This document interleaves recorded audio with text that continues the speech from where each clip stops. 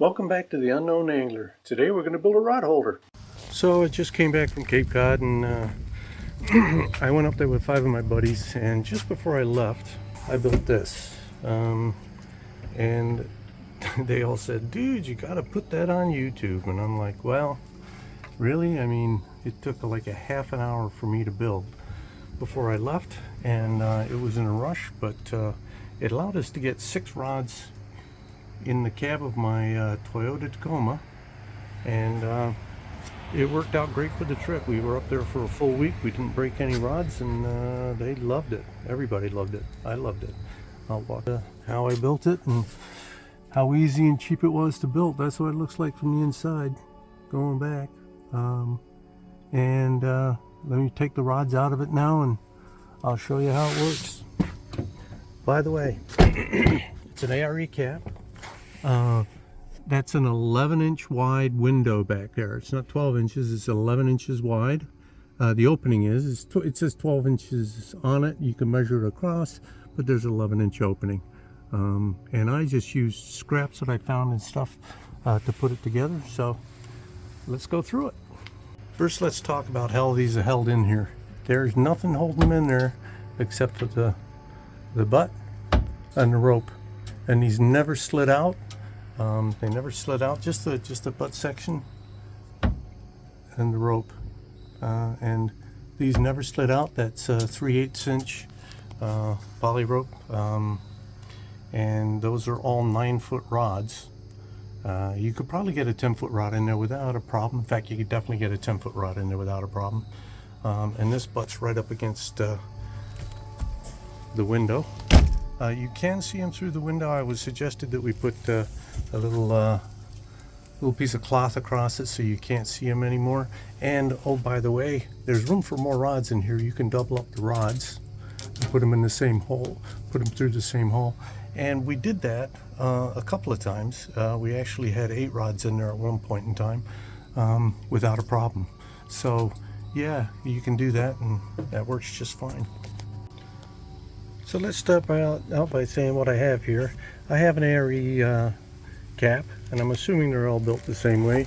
There's a lot of caps built the same way, but bottom line is up front, all I have is a piece of wood with 6 holes cut in it. We'll get to that in a minute. Now I mounted it on there. It's pretty simple. I'll crawl in there and show you. But this back piece is actually even easier. These are called rappets. Rappet. And all they are is for holding wires together. You can get them in Cheapo Depot and Lowe's. You can also get them online. So they're Velcro straps that are, I think they're like 6 or 8 inches long. And the way I attach those, let's go inside this a little bit. So if you can see up here, if you could look at the way the frame is attached, there's screws going all the way around the frame. I just backed one of those screws out. I popped a hole in there, and I just screwed it. I just screwed it right back into the frame. Let's go over here. Same thing on the other side. Basically, it's a rappet. It's just the screw going back through it, goes into the frame. And then, yeah. Now, for the dowel going across, this dowel here, you can spend $20 on a dowel, or you can do what I did. I went and I bought myself a broom handle. Actually, it's a black top driveway handle that costs $4.50, so that's cheap. The rope I had, it's 3/8 inch rope. I'll show you how to fix that to it, but basically that's done with tie wraps and a little bit of tape on the end. But basically the only thing that's holding this on is, there you go. And the way to attach it is just feed the one end through the one wrap on one side. Do the other wrap on the other side. Really bad filming here, but doing the best I can. And there you have it. I'll show you how to space those out and make those work. Meanwhile, let's go on. Another piece is just a board with 6 holes cut in it. I'll actually show you how to do that, even though you really don't need to.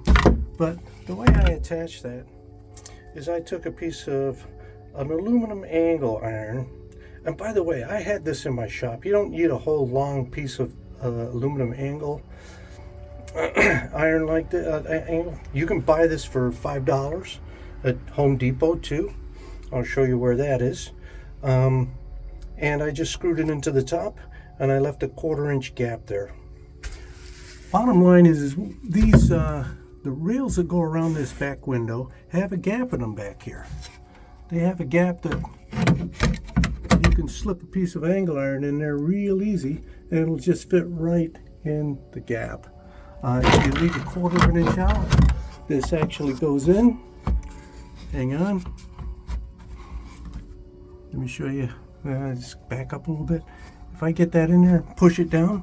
If I seat that, that is in there pretty good. I have to give it a good pump to get it out of there. But all that is a 12-inch wide piece of wood with 6 holes cut into it at even spacings. I'll show you how to do that.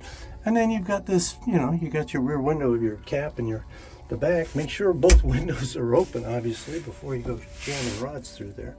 But that's it. And it works like a freaking dream. So before everybody goes crazy, I really seriously just took scraps here. So this is, I'm about to duplicate it. This is a 12-inch scrap of plywood. It's 3/4 inch thick. The original piece was not plywood. It was a scrap though. I mean, trust me, I got scraps all over the place. But it was a 12-inch piece. It's probably 6.5. Well, let me measure it. Everybody's going to get real tough on me. It's a 7.5. So it's an 8-inch, 3/4 inch, 8-inch piece of looks like poplar to me.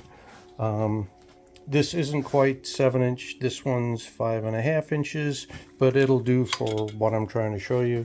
Don't go crazy about trying to get the right stuff. The right stuff is whatever you have. And I had a 1 1/4 Forstner bit. Look, I got a 1 1/4 Forstner bit. If you got a 1 1/2 Forstner bit, use that. If you got a 1-inch Forstner bit, use that. If you don't have a Forstner bit and you got something else that'll cut a round hole in a piece of wood, use that. Don't get all wrapped around the ankle about this stuff. And bottom line is it's real easy to do.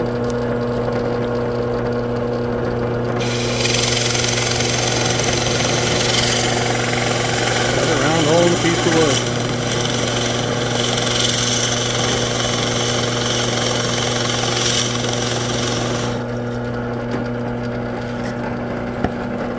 Look at that. Amazing. Crazy how that works. I'm going to finish that off for a second. So there it is. Real quickly. By the way, the first hole I came in 1.5 inches, and then the distance between each hole to center was 1 3/4 all the way across on a 12-inch piece.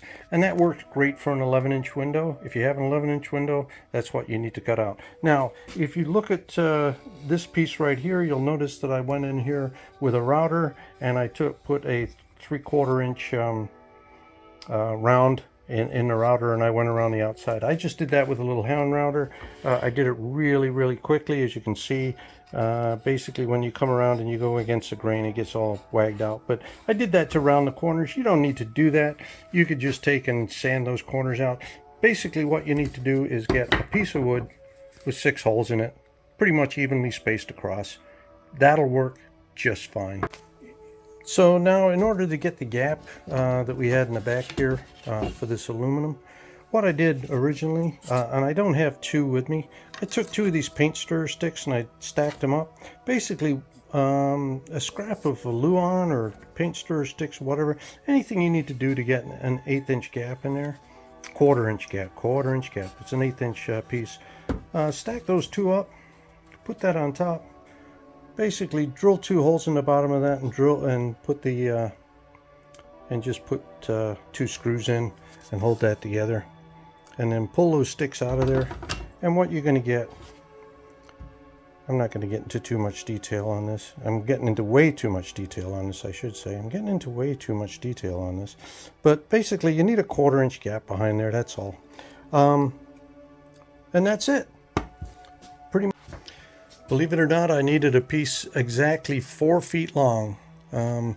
That's all I needed, was just a quick piece 4 feet long. Now, I had a unique way of, not unique, but a really fast way of getting all of this lined up with the front. Basically, since the window's in the middle and these 6 holes are basically lined up evenly across the center, what you need to do is you need to get this rope evenly hung, and the center the very center of it needs to be in the center. So 2 feet over from the end, just make a mark, and hang on, I'll show you what we're going to do.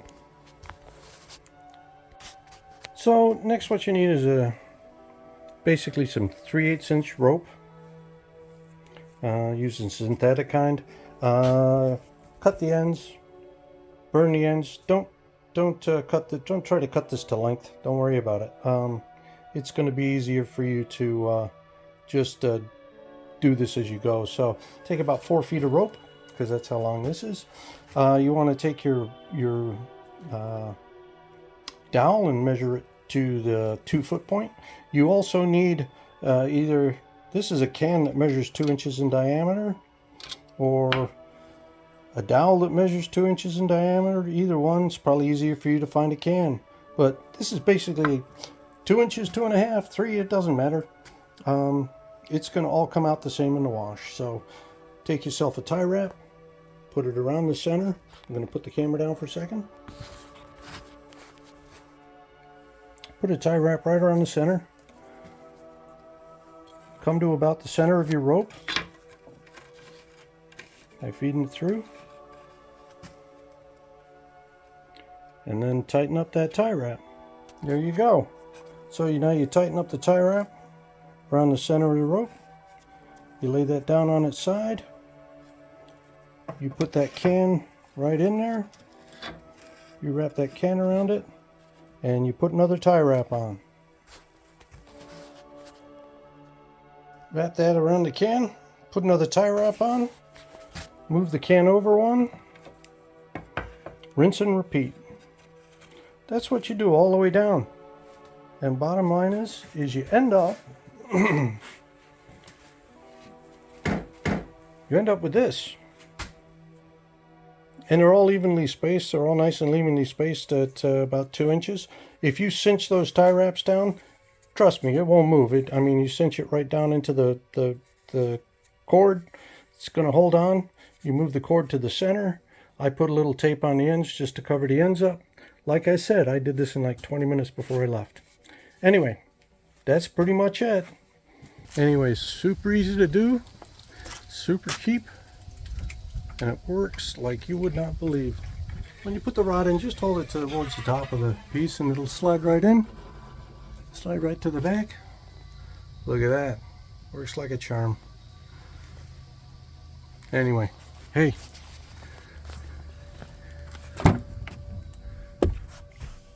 Tight lines, and we'll see you next time.